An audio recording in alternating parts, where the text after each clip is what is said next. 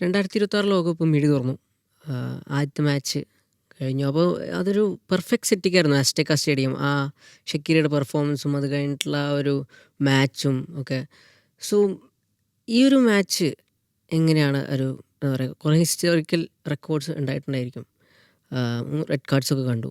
അപ്പോൾ എങ്ങനെയാണ് ഈ ഒരു മാച്ച് സ്പെഷ്യൽ ആവുന്നത്? South Africa versus Mexico match തുടങ്ങുന്നതിൻ്റെ മുമ്പേ സ്പെഷ്യലായിട്ടുള്ളൊരു സംഭവം തന്നെയാണ്. കാരണം എന്താണെന്ന് വെച്ചാൽ 2010 സൗത്ത് ആഫ്രിക്കയിൽ വെച്ചിട്ട് ഈ ഒരു വേൾഡ് കപ്പ് ടൂർണമെൻറ്റ് നടക്കുമ്പം അന്നും ഓപ്പണിംഗ് മാച്ച് ഉണ്ടായിരുന്നത് ഈ സെയിം ഗെയിമായിരുന്നു, South Africa versus Mexico, which ended up in a draw. ആ സെയിം ഓപ്പണിംഗ് മാച്ചാണ്, ആ ഒരു ഫിക്സ്ചർ തന്നെയാണ് മെക്സിക്കോയിൽ 2026 വേൾഡ് കപ്പ് വന്നപ്പം വീണ്ടും വന്നത്. That south Africa versus Mexico. പക്ഷേ ഈ പ്രാവശ്യം മെക്സിക്കോ വിജയിച്ചു എന്നുള്ളതാണ്. പിന്നെ ഈ ഓപ്പണിംഗ് ഗെയിമിനെ ഒന്നും കൂടെ സ്പെഷ്യലാക്കുന്ന വേറൊരു സംഭവം എനിക്ക് ഫീൽ ചെയ്തിട്ടുള്ളത് ഇറ്റ് ഈസ് എ ഫാക്ട്. കാരണം നമ്മൾ ഒരുപാട് റെഡ് കാർഡ്സ് കുറേ ടൂർണമെൻറ്റുകളിൽ കണ്ടിട്ടുണ്ട്, ഒരൊറ്റ മാച്ചിൽ തന്നെ കണ്ടിട്ടുണ്ട്. പക്ഷേ ഇനിയിപ്പോൾ ഖത്തർ വേൾഡ് കപ്പിൽ നമ്മൾ കണ്ടത് ആകെ 4 റെഡ് കാർഡാണ് 64 മാച്ചുകളിൽ, ഹോൾ ടൂർണമെൻറ്റിൽ. പക്ഷേ ഈ ഒരു ടൂർണമെൻറ്റിൻ്റെ സ്റ്റാർട്ടിംഗ് മാച്ചിൽ മാത്രം 3 റെഡ് കാർഡാണ് മെക്സിക്കോ വേഴ്സസ് സൗത്ത് ആഫ്രിക്ക മാച്ചിൽ കണ്ടത്. അപ്പോൾ ഇതിൻ്റെ ഒരു ഇതെന്താണെന്ന് വെച്ചാൽ വേൾഡ് കപ്പിൽ ഇന്നേ വരെ ഒരു ഓപ്പണിംഗ് ടൂർണമെൻറ്റിൽ പോലും 3 റെഡ് കാർഡ് കണ്ടിട്ടില്ല. എനിക്ക് തോന്നുന്നു 1990 അർജൻറ്റീനയും ക്യാമറൂണും, ഞാനിപ്പോൾ അത് കളി കഴിഞ്ഞ് ഇങ്ങനെ നോക്കിയപ്പം അർജൻറ്റീനയും ക്യാമറൂണും തമ്മിൽ നടന്ന മത്സരത്തിൽ 2 റെഡ് കാർഡോളം ഓപ്പണിംഗ് മാച്ചിൽ വന്നിട്ടുണ്ട്. പക്ഷേ 3 റെഡ് കാർഡ് വരാമെന്ന് പറയുന്നത് it is first time world കപ്പിൽ ഓപ്പണിംഗ് മാച്ചിൽ. അതിൽ ഫസ്റ്റ് റെഡ് കാർഡ് വന്നത് ഒബ്വിയസ്ലി കാരണം ഒരു ഗോൾ സ്കോറിംഗ് ഓപ്പർച്യൂണിറ്റി ഡിനയലായിരുന്നു. അതുകൊണ്ട് സൗത്ത് ആഫ്രിക്കൻ്റെ സിറ്റോളിന് തന്നെ റെഡ് കാർഡ് ലഭിച്ചു. ഈ സെക്കൻഡ് റെഡ് കാർഡ് ആണെന്നുണ്ടെങ്കിൽ ഒരു ഓഫ് ദ ബോൾ ഇൻസിഡൻറ്റ് ആയിരുന്നു. അവിടെ വീണ്ടും സൗത്ത് ആഫ്രിക്കയുടെ ഒരു പ്ലെയറിന് റെഡ് കാർഡ് ലഭിക്കുകയാണ്. VR പരിശോധിക്കുകയാണ്. ഡയറക്റ്റ് റെഡ് കാർഡാണ്, 3 ഡയറക്റ്റ് റെഡ് കാർഡാണ്. ഇനി 3ാമത്തെ റെഡ് കാർഡ് മെക്സിക്കോയുടെ പ്ലെയറിന് മൊണ്ടേസിന്. അത് എത്രത്തോളം, കാരണം ഓപ്പോസിറ്റ് ആ ഒരു ലെഫ്റ്റ് ഫ്ലാങ്കിൽ നിന്നും ഒരു ഡിഫൻഡേഴ്സ് വരുന്നുണ്ട്. അപ്പോൾ എത്രത്തോളം ഒരു ഒബ്വിയസ് ഗോൾ സ്കോറിംഗ് ഓപ്പർച്യൂണിറ്റി ഡിനയലാണെന്നുള്ളത് അറിയില്ല. പക്ഷെ അവിടെയും മെക്സിക്കോയുടെ പ്ലെയറിന് ഡയറക്റ്റ് റെഡ് കാർഡ് ലഭിച്ചിട്ട് 3 റെഡ് കാർഡിലാണ് Mexico versus South Africa match ഉണ്ടായത്. അപ്പോൾ അതൊരു ഹിസ്റ്ററി ക്രിയേറ്റിംഗ് സംഭവം തന്നെയാണ്. പിന്നെ which is not like positive വേയിലല്ല. ഇനി വേറൊരു സംഭവം പറയുകയാണെന്നുണ്ടെങ്കിൽ നമ്മൾ ഗിൽബർട്ടോ മോറിനെ കുറിച്ച് ചർച്ച ചെയ്തിട്ടുണ്ടായിരുന്നു. Youngest player in the tournament ആണ്. അപ്പോൾ ആളും സബ്ബായിട്ട് ഇറങ്ങിയിട്ടുണ്ടായിരുന്നു. അപ്പോൾ പെലെക്ക് ശേഷം യങ്ങസ്റ്റ് പ്ലെയർ ടൂർണമെൻറ്റിൽ, വേൾഡ് കപ്പ് ടൂർണമെൻറ്റിൽ കളിക്കുന്ന ഗിൽബർട്ടോ മോറയാണ്. അതായത് 6ാമത്തെ യങ്ങസ്റ്റ് പ്ലെയർ എന്തോ ആണ് ഈ ഒരു വേൾഡ് കപ്പിൽ ബൂട്ടണിന് കളിച്ചത്. അത് ഗിൽബർട്ടോ മോറ. യെസ്. ആൻഡ് വേറൊരു ഹിസ്റ്റോറിക്കൽ സംഭവം ഉണ്ട്. അതായത് അസ്റ്റെക്ക സ്റ്റേഡിയം, അതായത് ഒരു ലോകകപ്പ് ഓപ്പണിംഗ് മാച്ച് 3 വട്ടം ഹോസ്റ്റ് ചെയ്യുന്ന ആദ്യത്തെ സ്റ്റേഡിയം കൂടിയാണ് ഈ അസ്റ്റെക്ക സ്റ്റേഡിയം. 80,000 ആളുകളുണ്ടായിരുന്നു കളി കാണാൻ. ആ ഒരു സെറ്റിങ്ങും എന്താ പറയുക, മെക്സിക്കോ ഗോളടിച്ചപ്പോൾ ആ ഒരു ഓഡിയൻസും ആംബിയൻസും ഭയങ്കര ആവേശമായിരുന്നു ഒരു ഓപ്പണിംഗ് മാച്ച്. പിന്നെ ഗിൽബർട്ടോ മോറയുടെ കാര്യം നമ്മൾ പറഞ്ഞു. ദെൻ ഈ മാച്ച് നമ്മൾ നോക്കുമ്പോൾ ആവേശം ഉണ്ടായിരുന്നു, അതിനനുസരിച്ച് റെഡ് കാർഡുകളുണ്ടായിരുന്നു. എനിക്ക് തോന്നുന്ന റെഫറി തുടക്കം മുതലേ കുറേ യെല്ലോ കാർഡുകൾ വീശി തുടങ്ങിയിരുന്നു. അതുകൊണ്ടാണ് എനിക്ക് തോന്നുന്നത് ഈ റെഡ് കാർഡുകളൊക്കെ വന്നത്. സോ ദെൻ മാച്ച് എങ്ങനെയാണ്, ഇപ്പോൾ നമ്മൾ തുടക്കം തന്നെ ഗോളും കിട്ടി നമുക്ക്, ഫസ്റ്റിൽ തന്നെ 9th മിനിറ്റിൽ തന്നെ ഗോളും കിട്ടി. അപ്പോൾ എങ്ങനെയാണ് ഈ ഒരു മാച്ച് അനലൈസ് ചെയ്യുന്നത്? ഈ മാച്ച് എന്താണെന്ന് വെച്ചാൽ മെക്സിക്കോ അവർ നിന്നിട്ടില്ല. അവർ ഹൈ ആയിട്ട് ആ ഒരു 4-3-3 അവരുടെ ആ ഒരു ഫോർമേഷനിൽ തന്നെ ഹൈ ആയിട്ട് പ്രസ് ചെയ്യുന്ന ഒരു മാച്ചാണ് നമ്മൾ കണ്ടിട്ടുണ്ടായിരുന്നത്. പലപ്പോഴും സൗത്ത് ആഫ്രിക്കൻ്റെ മിഡ്ഫീൽഡിനെ മെക്സിക്കോക്ക് സുഖമായിട്ട് ബൈപ്പാസ് ചെയ്യാൻ പറ്റുന്നുണ്ടായിരുന്നു. ഇനി ഫസ്റ്റ് ഗോൾ ഞാൻ കോൺസെൻട്രേറ്റ് ചെയ്ത് ഫസ്റ്റ് ഗോളിനെ ഒന്ന് ബ്രേക്ക് ഡൗൺ ചെയ്യുകയാണെന്നുണ്ടെങ്കിൽ ആ ഒരു ടൈം തൊട്ടേ മെക്സിക്കോ ആക്ച്വലി സൗത്ത് ആഫ്രിക്കയുടെ ഡിഫെൻസിനെ ഒരു മിസ്റ്റേക്ക് ചെയ്യാൻ വേണ്ടി ഫോഴ്സ് ചെയ്യുന്ന ഒരു സാഹചര്യം നമ്മൾ കണ്ടു. അതെ, പ്രസ് ചെയ്തുകൊണ്ട് ഒരു മിസ്റ്റേക്ക് ചെയ്യാൻ വേണ്ടി ഫോഴ്സ് ചെയ്യുന്നൊരു സാഹചര്യം നമ്മൾ കണ്ടു. അപ്പോൾ അങ്ങനെയാണ് നമ്മൾ ഈ എനിക്കൊന്ന് ചാമ്പ്യൻസ് ലീഗിലൊക്കെ പല പ്രാവശ്യം നമ്മൾ ഈ ഗോൾ കീപ്പേഴ്സ് ഒരു സ്വീപ്പർ കീപ്പറായിട്ട് ആക്ട് ചെയ്യാൻ നോക്കിയിട്ട് അവിടെ മിസ്റ്റേക്ക് ചെയ്യുന്ന ഒരു സംഭവം. കാരണം അവർക്ക് വേണമെങ്കിൽ ഒരു ലോങ് കിക്കൊക്കെ എടുത്തിട്ട് ആ ബോളിനെ ഒഴിവാക്കായിരുന്നു. പക്ഷെ അവിടെ അത്രയും പ്രഷർ അവിടെ ഉണ്ടാവുന്ന ടൈമിൽ തന്നെ അവരുടെ ഗോൾ കീപ്പർ എന്ത് ചെയ്തു, അവിടെ ഉള്ളൊരു പ്ലെയറിനെ നോക്കി, അവരുടെ ഒരു ഡിഫെൻസിലുണ്ടായിരുന്ന പ്ലെയറിനെ നോക്കി പാസ് ചെയ്യാൻ നോക്കി. പക്ഷെ ആളുടെ പൊസിഷനിങ് നോക്കുകയാണെങ്കിൽ ഓപ്പോസിറ്റ് സൈഡിലായിരുന്നു. ആൾ സ്കാൻ ചെയ്യുന്നില്ല ബാക്കിൽ എന്താ സംഭവിക്കുന്നത് എന്നുള്ളത്. ബോൾ അവിടെ കൊടുക്കുന്നുണ്ട്. ആ ടൈമിൽ മെക്സിക്കോയുടെ എറിക് ലെറ അവിടെ മിഡ്ഫീൽഡിൽ നിന്ന് വന്ന് ആക്ച്വലി ആളെ ചാർജ് ചെയ്തതിന് ശേഷമാണ് ഈ പറയുന്ന ക്വിനോസിന് ആ ബോൾ എടുക്കാൻ പറ്റിയത്. അപ്പോൾ ആ ഒരു എറിക് ലെറിൻ്റെ ബ്രില്യൻസ് നമ്മൾ അവിടെ കാണണം. ക്വിനോസ് ബോൾ എടുക്കുന്നതിന് ഒബ്വിയസ്ലി നമുക്കറിയാം സൗദി പ്രോ ലീഗിൽ റൊണാൾഡോയൊക്കെ മറികടന്നിട്ടുള്ള ടോപ്പ് ഗോൾ സ്കോറാണ്. 33ഓളം ഗോളുകൾ സൗദി പ്രോ ലീഗിൽ ആൾ അടിച്ചിട്ടുണ്ട്. ആളവിടെ ആ ബോൾ ഗോൾ സ്കോർ ചെയ്യുന്നു. ആൻഡ് പവർഫുൾ ഷോട്ടായിരുന്നു. പവർഫുൾ ഷോട്ട് 9th മിനിറ്റിൽ തന്നെ മെക്സിക്കോ അവിടെ ലീഡ് നേടുന്നു. പിന്നെ സൗത്ത് ആഫ്രിക്ക എനിക്ക് ഫീൽ ചെയ്തിട്ടുള്ളത് മിഡ്ഫീൽഡിൽ ഒരു എന്തൊക്കെയോ ഒരു അപാകത, അതായത് അവിടെ ഒരു ഗ്യാപ്പ് ഫില്ലിംഗ് ഇല്ല. അവർ പലപ്പോഴും ശ്രമിച്ചിട്ടുള്ളത് ഡീപ്പായിട്ട് ഡിഫെൻഡ് ചെയ്തിട്ട് അവരുടെ മെയിൻ സ്ട്രൈക്കർ ആയിട്ടുള്ള ഫോസ്റ്ററിനെ ഫൈൻഡ് ചെയ്തിട്ട് ബോൾ ഡയറക്റ്റ്ലി കൊടുക്കുക എന്നുള്ളതാണ്. ബിഗ് ടീംസിനെതിരെ സ്മോൾ ടീംസ് കളിക്കുമ്പോൾ അവർ ലോ ബ്ലോക്ക് നിന്നിട്ട് ബോൾ കിട്ടുമ്പോൾ ട്രാൻസിഷൻ നേരെ അതെ ആ ഒരു സംഭവമായിരുന്നു. പക്ഷെ അപ്പോഴും അവർക്ക് ഫോസ്റ്ററിനെ പലപ്പോഴും കണ്ടെത്താൻ പറ്റുന്നില്ല. എനിക്ക് തോന്നുന്നു കളിയുടെ കുറച്ച് കഴിഞ്ഞിട്ട് ഒരു ഹെഡർ അറ്റംപ്റ്റ് ഫോസ്റ്റർ ചെയ്യുന്നുണ്ട്. അപ്പോൾ എനിക്ക് ഫസ്റ്റ് ഹാഫ് കഴിഞ്ഞിട്ട് എനിക്ക് ഫീൽ ചെയ്തത് എന്താണെന്ന് വെച്ചാൽ ഒന്നും കൂടെ അവർ ഫോസ്റ്ററിനെ പ്രോപ്പറായിട്ട് കണ്ടെത്തുകയാണെന്നുണ്ടെങ്കിൽ മേ ബി അവർക്ക് ഒരു ചാൻസോ അല്ലെങ്കിൽ ഒരു ഗോളൊക്കെ സ്കോർ ചെയ്യാന്നുള്ളതായിരുന്നു എനിക്ക് ഫീൽ ചെയ്തത്. പിന്നെ ഈ ഫസ്റ്റ് ഗോൾ ലഭിച്ചതിന് ശേഷം സംഭവിച്ചത് എന്താ വെച്ചാൽ സൗത്ത് ആഫ്രിക്ക വീണ്ടും കുറച്ചൊന്ന് ഹൈ ആയി പോകുന്ന പോലെ തോന്നി. ഹൈ ആയി പോകുന്ന ടൈമിലാണ് നമ്മൾ പറഞ്ഞ ഫസ്റ്റ് റെഡ് കാർഡ് ലഭിക്കുന്നത്. അവിടെ എനിക്ക് തോന്നുന്നു ഗിറ്ററേസ് എന്ന് പറയുന്ന എൻ്റെ ഓർമ്മ ശരിയാണെങ്കിൽ ആ പ്ലെയറിനെയാണ് അവിടെ ഫൗൾ ചെയ്യുന്നത്. അവിടെ അവർക്കത് സ്റ്റോപ്പ് ചെയ്യാൻ പറ്റുന്നില്ല. മെക്സിക്കോ അത്രയും പ്രസ് ചെയ്തിട്ട് കളിക്കുന്ന ഒരു ടീം തന്നെയാണ്.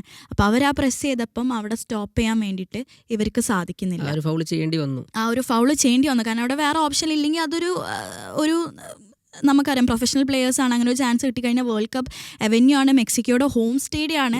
അപ്പോൾ അവരത് സ്കോർ ചെയ്യുന്നുള്ള കാര്യം ഉറപ്പാണ്. അപ്പോൾ ഇങ്ങനെയാണ് അവിടെ സംഭവിച്ചത്. ഇനി അടുത്ത ഒരു ഇതിലോട്ട് വരികയാണെന്നുണ്ടെങ്കിൽ ഇനിയിപ്പോൾ ഒരു സെക്കൻഡ് ഹാഫ് തൊട്ട് നോക്കുകയാണെന്നുണ്ടെങ്കിൽ അവിടെ റെഡ് കാർഡ് കിട്ടി, സൗത്ത് ആഫ്രിക്ക 1 man ഡൗൺ ആണ്. ഈ ഒരു അഡ്വാൻറ്റേജ് മെക്സിക്കോ നന്നായിട്ട് യൂട്ടിലൈസ് ചെയ്തു. എൻ്റെ പറയേണ്ട ഒരു കാര്യം എന്ന് വെച്ചാൽ മെക്സിക്കോയുടെ മിഡ്ഫീൽഡ് തന്നെയാണ്. ഫസ്റ്റ് ഹാഫ് തന്നെ അവർ ഈ ക്വിനിനോസിന് തന്നെ വീണ്ടും ഒരു ചാൻസ് കിട്ടുന്നുണ്ട് ബാക്ക് പോസ്റ്റ് പോകുന്ന.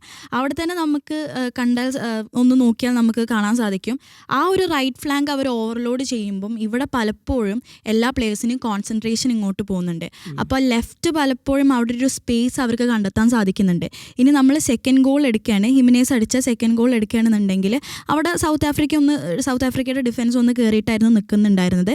ആ ടൈമിൽ ഈ പറയുന്ന ക്വിനിനോസ് തന്നെയാണെന്ന് തോന്നുന്നു എനിക്കത് ചാർജ് ചെയ്ത ടൈമിൽ അവിടെ ആൽവരാഡോ എന്ന് പറയുന്ന പ്ലെയർ ഉണ്ടായിരുന്നു. ആളപ്പോൾ ഈ ഒരു മാച്ച് കഴിഞ്ഞിട്ട് ആൾ പറഞ്ഞതാണ്, ഹിമിനേസ് സെക്കൻഡ് ഹാഫിൽ ഡ്രസ്സിംഗ് റൂമിൽ വന്നപ്പം ആൾ പറഞ്ഞൊരു എലമെൻ്റ് ഇതാണ്, ക്രോസ് ചെയ്യാൻ ചാൻസ് കിട്ടിക്കഴിഞ്ഞാൽ ആ സാധനം എനിക്ക് തരണം എന്നുള്ളത്. അപ്പോൾ ക്വിനിനോസ് വന്ന് ആൽവറാഡോക്ക് പാസ് കൊടുത്ത് ആ പാസിൽ കറക്റ്റ്, അതായത് പിൻ പോയിൻറ്റ് ക്രോസ് ആയിരുന്നു അത് ഹിമിനേസിനെ കണ്ടെത്തുന്നു. ആൻഡ് ആ മെക്സിക്കോ ഫാൻസിൻ്റെ മുമ്പിൽ അടിക്കാൻ കിട്ടുന്ന ചാൻസ് അവരെന്തായാലും വേസ്റ്റ് ആക്കില്ല. റൗൾ ഹിമിനസ് നമുക്കറിയാം. റൗൾ ഹിമിനസ് നമുക്ക് പ്രീമിയർ ലീഗിൽ എത്രയോ അധികം ഗോളുകൾ അടിച്ചു കൂട്ടിയ പ്ലെയറാണ്.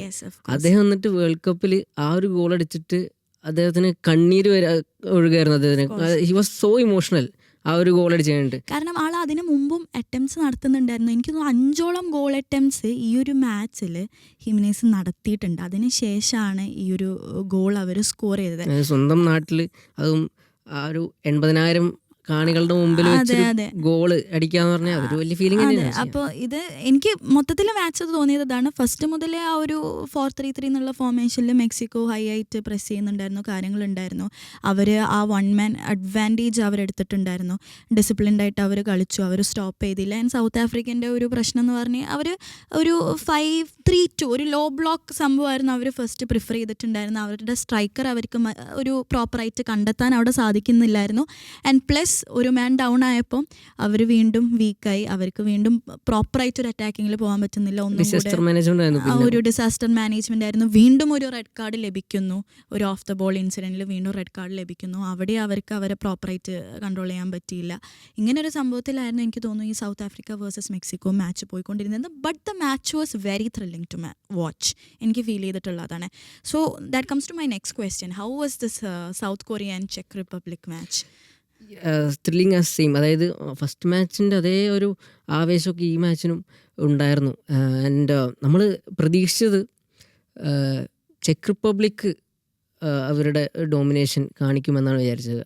പക്ഷേ മത്സരം തുടക്കം മുതൽ സൗത്ത് കൊറിയ ആയിരുന്നു അറ്റാക്ക് ചെയ്തുകൊണ്ടിരുന്നത്. അവർ എല്ലാ ബോളിനും പ്രസ് ചെയ്തു. അവർ മറ്റേ ചെക്ക് റിപ്പബ്ലിക് ഈ ഒരു ഫിസിക്കലായിട്ട് കളിക്കാൻ ശ്രമിച്ചപ്പോൾ ഇവർ പ്രസ് ചെയ്ത് ബോൾ എടുത്താണ് കളിച്ചത്.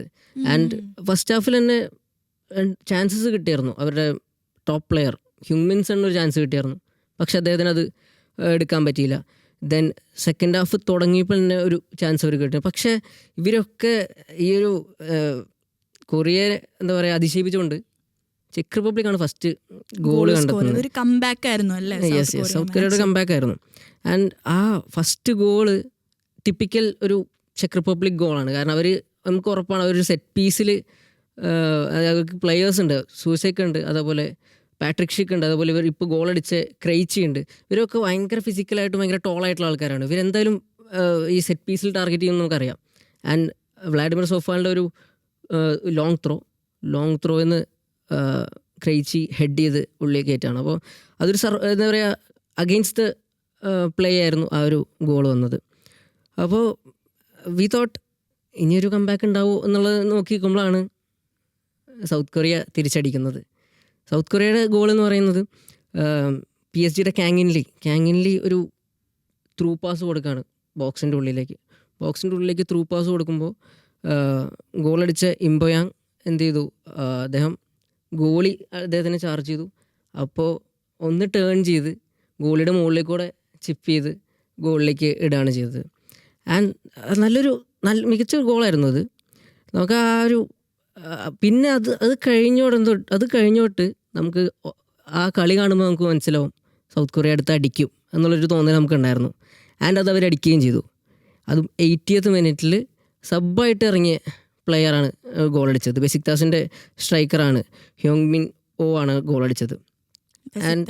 ബെസിക്താസിൻ്റെ സ്ട്രൈക്കറാണ്. ആൻഡ് അവരുടെ ടീമിലെ എന്താ പറയുക, അവരുടെ അറ്റാക്കിംഗ് ടീമിലെ ഇൻഫോം സ്ട്രൈക്കേഴ്സിൽ ഒരാളാണ് ഇദ്ദേഹം. ആൻഡ് ഇംബോയാങ് ആണ് അതിൽ അസിസ്റ്റ് കൊടുത്തത്. അപ്പോൾ അസിസ്റ്റും ഗോളും സ്കോർ ചെയ്ത് ഇംബോയാങ് ആണ് ആ ഒരു മാച്ചിലെ മാൻ ഓഫ് ദ മാച്ചായിട്ട് എനിക്ക് പേഴ്സണലി തോന്നിയത്. ആ മാച്ചിലുടനീളം ഇവർ അറ്റാക്ക് ചെയ്ത് കളിച്ച് ഈ 15 ഷോട്ട് അങ്ങനെ അടിച്ചിട്ടുണ്ട്. 8 ഓൺ ടാർഗറ്റ് ഷോട്ട് സൗത്ത് കൊറിയയുടെ ഭാഗത്തു നിന്ന് ഉണ്ടായിട്ടുണ്ട്.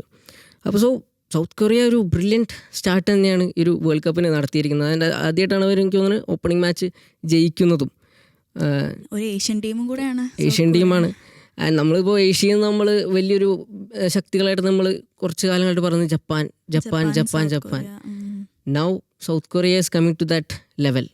സൗത്ത് കൊറിയ ആ ഒരു ലെവലിലേക്ക് കയറി വരികയാണ്. എന്തായാലും അവർക്ക് ആ പ്ലെയേഴ്സും ഉണ്ട്. അവരുടെ എന്താ പറയുക, യൂറോപ്പിൽ കളിക്കുന്ന പ്ലെയേഴ്സാണ്. ഹ്വാങ് ഹി ചാൻ ആയാലും കാങ്ങിൻലി ആയാലും ദെൻ ഈ ഗോളടിച്ച പ്ലെയർ ആയാലും ഇവരൊക്കെ യൂറോപ്പിൽ കളിക്കുന്ന പ്ലെയേഴ്സാണ്. ഓരോ വർഷം കൂടുമ്പോഴും യൂറോപ്പിലേക്ക് അവരുടെ പ്ലെയേഴ്സ് വന്നുകൊണ്ടിരിക്കുന്നത്. സോ അവരെ നമുക്ക് അത്ര ചെറുതാക്കി കാണാൻ പറ്റില്ല എന്ന് ഈ ഒരു ഫസ്റ്റ് മാച്ചിൽ നമുക്ക് മനസ്സിലായിട്ടുണ്ട്. ആൻഡ് അതങ്ങനെയാണ് എനിക്ക് ആ ഒരു മാച്ച് തോന്നിയത്. സൗത്ത് കൊറിയ അപ്പോൾ നെക്സ്റ്റ് മാച്ച് അവർക്ക് ദക്ഷിണാഫ്രിക്കയാണ്. അത് അവർക്ക് തോന്നുന്നത് ഇറ്റ് വിൽ ബി എളുപ്പമായിരിക്കും അവർക്ക് മിക്കവാറും സൗത്ത് കൊറിയക്ക്. ആൻഡ് അപ്പോൾ ഫസ്റ്റ് മാച്ച് കഴിഞ്ഞു. സോ ഇനിയും നമുക്കൊരു എന്തായാലും ഈ ഒരു പോഡ്കാസ്റ്റ് നമുക്ക് തുടരാം. ഇനിയും നമ്മളെ ഇനിയുള്ള അധികം നമ്മുടെ അടുത്ത നമ്മുടെ കൊലീഗ്സ് വേറെയും വന്നിരുന്ന് പോഡ്കാസ്റ്റുകൾ ചെയ്യും. യെസ്.